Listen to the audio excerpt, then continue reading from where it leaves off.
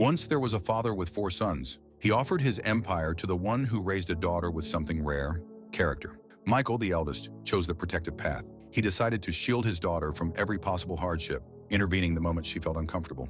Every morning, he was her personal assistant. He woke her up twice, packed her gourmet lunch, did her laundry, and even emailed her teachers if her grades slipped below an A. He was a loving father. On the surface, his daughter looked happy, safe, and stress-free. But it was a trap. Because he never let her struggle, she never developed resilience. The moment she left home and faced a rude boss or a late bill, she crumbled instantly. David, the second son, had a different idea. He chose the academic path. He filled her schedule with tutors, piano lessons, coding camps, and SAT prep from the age of 10.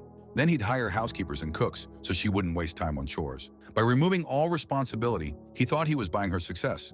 His daughter graduated with honors and got into a top university, but she was helpless. She couldn't cook a meal, fix a flat tire, or manage a budget. She was a genius in the classroom, but a ghost in the real world. James, the third son, thought even bigger. He chose the status path. He gave his daughter the best clothes, the newest iPhone, and a brand new car at 16, so she would fit in with the right crowd. "I don't want her to want anything," he said. He paid off her credit cards and bailed her out of trouble to protect her image. His daughter looked successful. She had the watch, the shoes, and the swagger. But it was hollow. She grew up entitled, expecting the world to serve her, drowning in debt the moment the handouts stopped. But Daniel, the youngest, was the smartest of them all.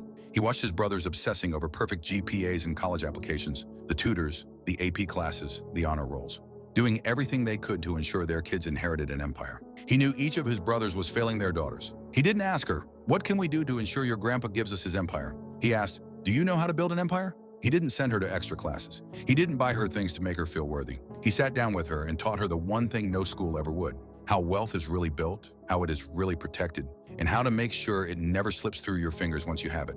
He showed her how the wealthiest families in the world didn't just earn money, they built structures around it. Structures that kept it private, protected, and completely out of reach from courts, creditors, and the taxman. He taught her that the goal was never to own everything. It was to control everything. And by the time the grandfather came to make his decision, something unexpected happened. Daniel's daughter was the only one who didn't want the empire handed to her. She had already started building her own. The grandfather smiled. He had found what he was looking for. This isn't just a story about parenting. It's about the one lesson that separates families who build dynasties from families who wait for one. Daniel didn't raise a daughter who needed an empire. He raised one who knew how to build it. And you can do the same. The generational wealth and tax planning blueprint gives you everything you need to build a financial legacy that lasts, protects what you earn, and makes sure it never ends up in the wrong hands. If the orange link is still showing, tap it now. Because the greatest gift you can give your family isn't an empire handed to them. It's raising them in one they never have to leave.